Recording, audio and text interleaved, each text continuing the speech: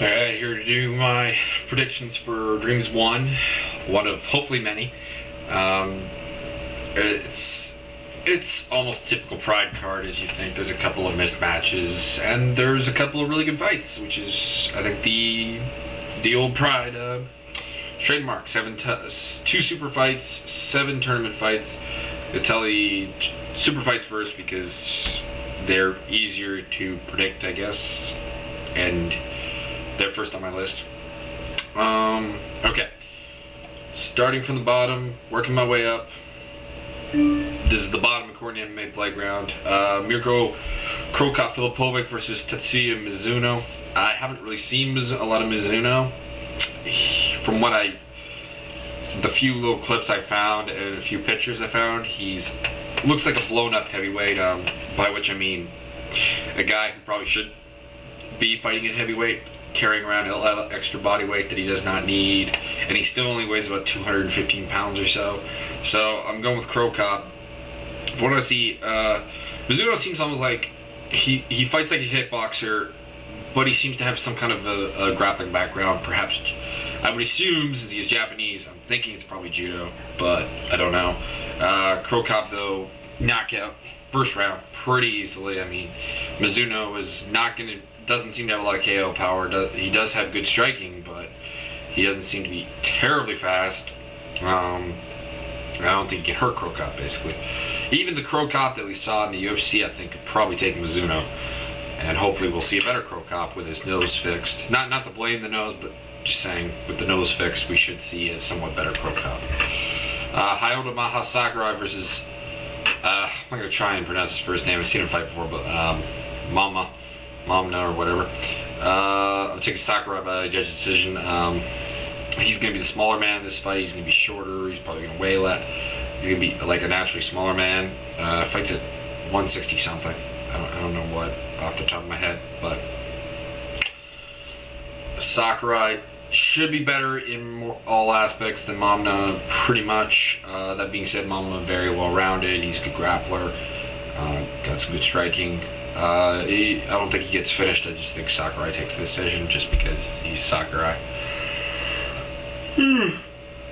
Excuse me. Katsuhiro Nagata, this is the first tournament fight versus Archer Omakanov, or something like that. I'm not quite sure how it's pronounced.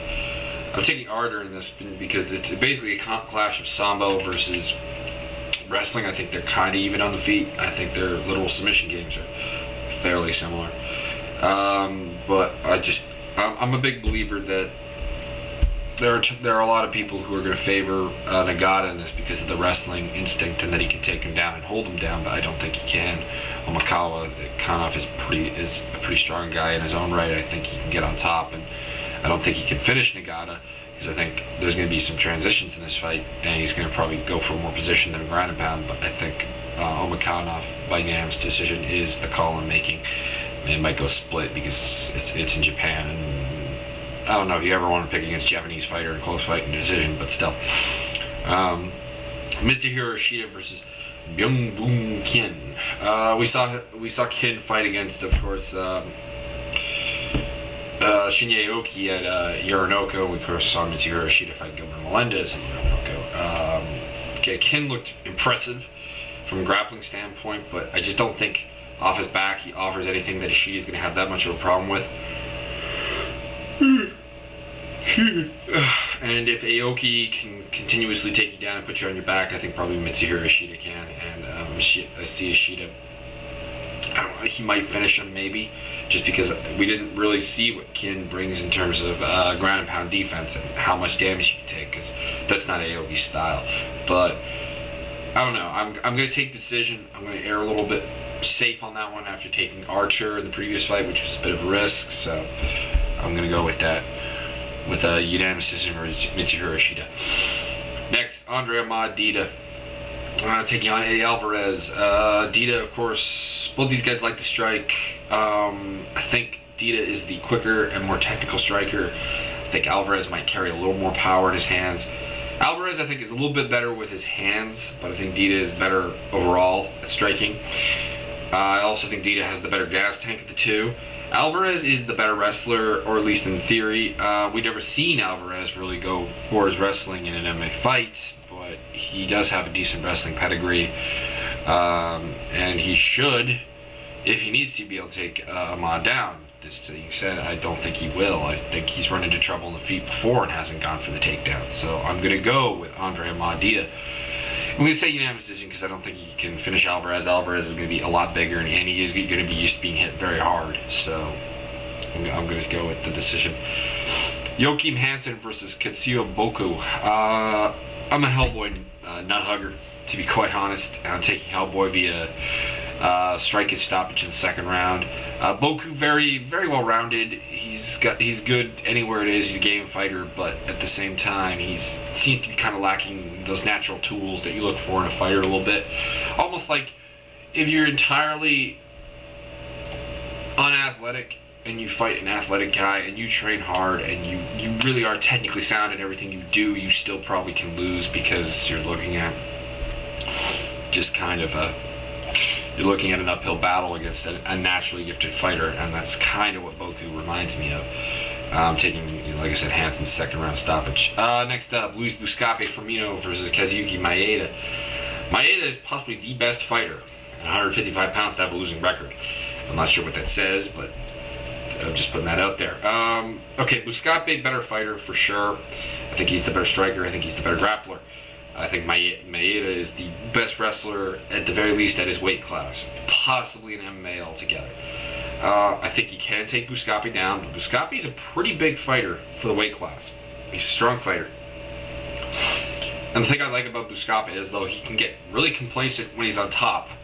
When he's on bottom, he really does scramble. He really does look for submissions. I think he's going to catch Maeda in the second round with a submission, after maybe getting beaten in the first round by Maeda, getting taken down, getting held down, but in the second round I think he's going to get him with a submission. I mean, if Hansen can submit you, I think Buscape can, and that's kind of my point on that. It's just not the greatest style matchup for Maeda. Tetsuya Kawajiri versus Coulter Black Mamba Gill. Like Coulter Gill, very exciting fighter, very good on the feet. His ground game is supposedly getting better. Nonetheless, we're talking Kawajiri here. Kawajiri can take a lot of punishment on the feet. He's a very good wrestler. He'll take Gill down and probably just pound him out in the first round, and Gill still doesn't have very good ground skills, and he does not have good takedown defense. So this is unfortunately his Achilles heel, is that he's gonna always have trouble with some of the best fighters. Shinya Aoki versus Jay-Z is Jay-Z Calvacanti, taking Jay-Z. And now here's the thing that's probably going to stun a lot of people. I'm taking Jay-Z by stoppage, and this is a gamble. It really is. If it works, it pays off. If it doesn't, it doesn't pay off. But I'm taking Jay-Z via stoppage in the second round, just because Jay-Z has some very heavy hands. He's a little more well-rounded than Aoki. I mean, he is about as complete a fighter as you could hope for. He's very athletic, very skilled, technically sound on the feet, technically sound on the ground, good wrestler. Aoki is not a great takedown artist. That may be his largest flaw as a fighter. He's not going to be able to stand with Jay-Z, in my opinion. I don't know if he's going to take him down, so he's probably going to have to pull guard. Not that Aoki can't pull guard and get you, but I'm thinking you're at the American top team, Carlos Laborio. You are going to be prepared for everything that Aoki brings to the table. As good of a fighter as Aoki is, and as odd of a fighter as he's to fight, you do know what he's going to try to do, and that's somewhat is limiting. With that being said, Aoki did beat Akira Kikuchi, who is a guy that a lot of people thought should be able to just keep it on the feet or take him down and control him. So would Aoki getting a submission stun me? Hell no. But that being said, I just think Jay-Z has more tools to win the fight. He is very heavy-handed. I think he can stop Aoki. He may end up going to decision. I don't know.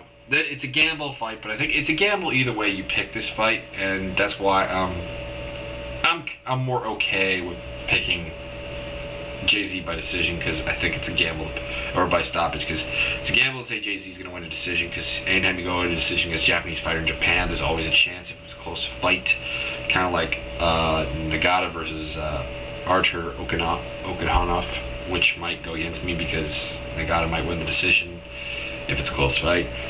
But that's really all I have to say on that matter. I'm going to go Kawajiri to win the whole thing, though. That's my personal opinion. Although Jay-Z, I think, could possibly beat him. But I think, and it also is going to depend on who the 8th person in the next round is going to be. But I'm going to go with Kawajiri unless they bring in someone like, I don't know, Takanori Gomi or something to be the 8th man. Anyways, later.